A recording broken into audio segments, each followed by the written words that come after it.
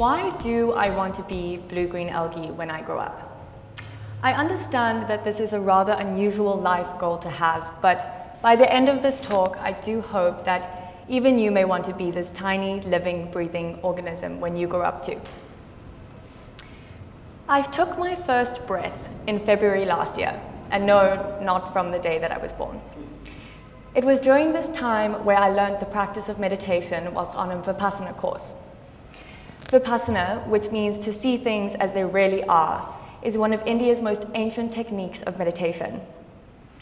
Now, for those of you who aren't familiar with this practice, it is a 10-day silent retreat. And why some people call it a retreat, I don't know, because it is far from relaxing. Vipassana is a way of self-transformation through self-observation. And before beginning the course, you're asked to abstain from speaking falsely, intoxicants, stealing, sexual activity, and killing. And if you've ever tried to not kill a mosquito, you know that this can be immensely difficult. So this simple moral construct serves to calm the mind, which would otherwise be too agitated to perform the task of self-observation.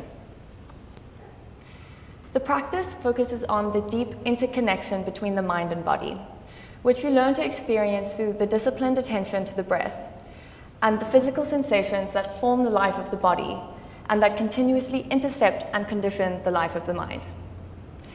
It requires you to disconnect from the world around you. Refrain from any physical contact, eye contact, or talking whilst there. You are so disconnected that you're able to connect more to yourself, to your mind, to your body, all by concentrating on your breath.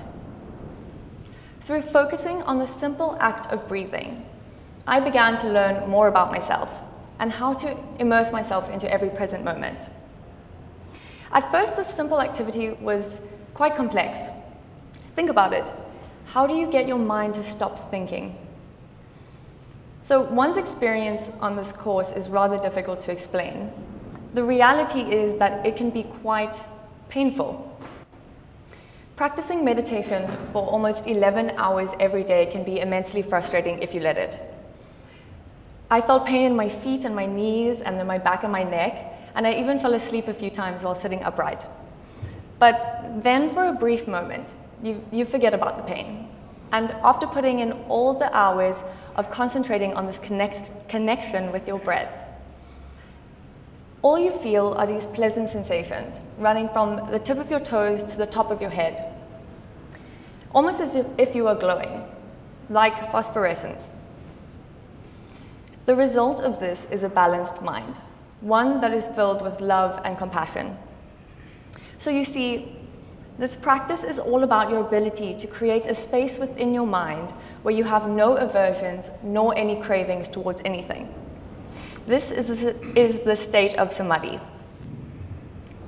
Samadhi is when you are no longer affected by any external conditions, like what people are saying about you, how your body feels, or even your own limiting beliefs.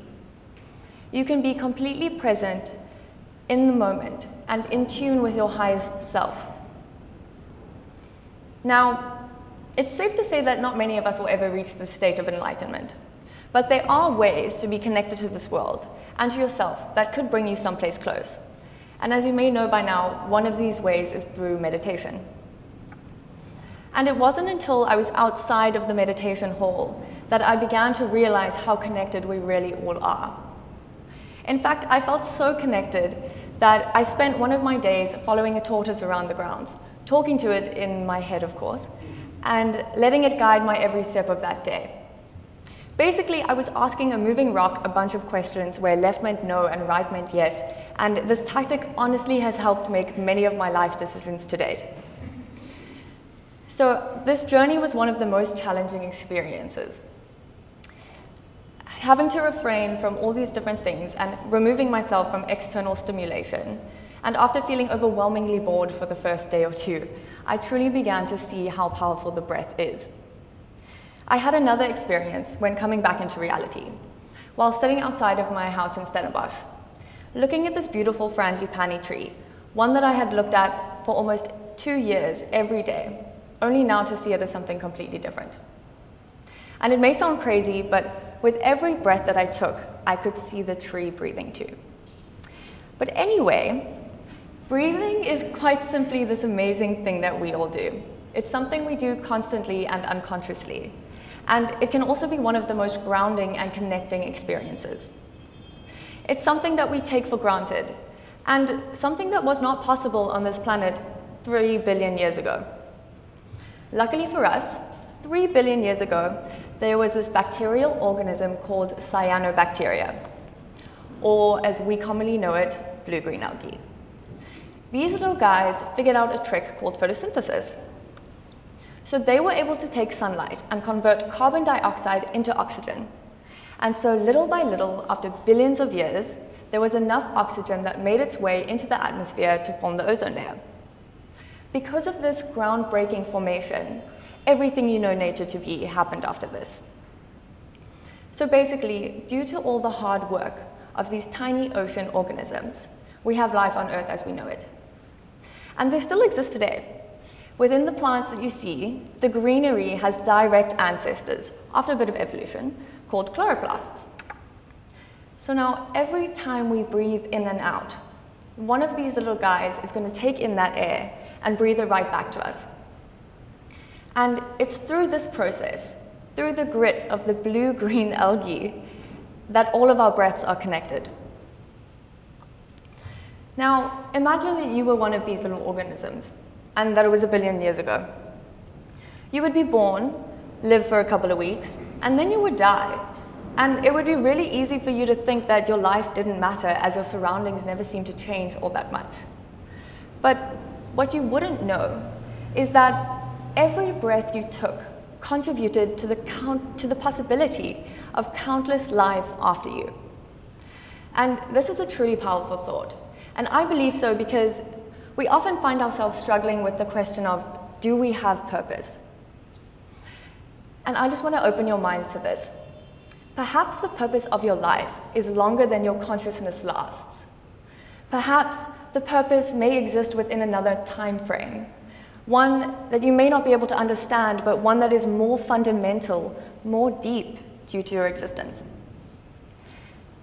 When we're born into this world, each of us are exposed to the experiences of humanity that have been created before us.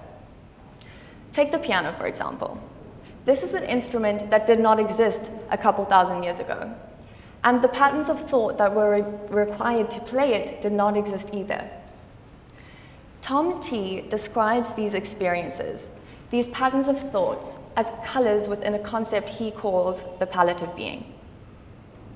He explains that we typically are only able to paint with the patterns of thought and the ways of being that existed before us. So if the piano and playing it was a way of being, then this is a color that didn't exist all those many years ago. In other words, this is a color within the palette of being that you could not yet paint with. Nowadays, when you're born, you can learn the skill of the piano. You could even learn to become a data scientist, which is another color that didn't exist a few hundred years ago. Now, what this means to me is that when each of us are born into this life, from the moment we take our very first breath, we each hold the unique ability to paint with the colors of being that currently exist. But we also hold the unique opportunity to create and paint with new colors as your life progresses. Each of these ways of being, these colors that we put out into the world, are a way for each of us to shape society, a way for each of us to explore our purpose. You may think, within the universe, we may feel that there is nothing truly special about us. We may think, gosh, there is this entire universe out there, and inside of that there is this biosphere, and inside of that is society, and I'm just one person out of 7 billion people, and how can we matter? The palette of being says that the way in which we are in our lives, the way that we affect our friends and family, begins to change the way that they're able to paint colors in their future lives. And this then affects the way that communities are within society. And this change within society could then affect the relationship that we hold to the biosphere. And this could then affect the physical planet and the universe itself. And If it is possible for blue-green algae to completely change and transform the planet, then it's absolutely possible for each of us to do the same thing. Each of us have been provided with the gift of breath and the gift of consciousness. And it's because of these gifts that we have the ability to deeply understand our colorful connection to this world. And it's because of this connection that we each have a unique purpose. Thank you.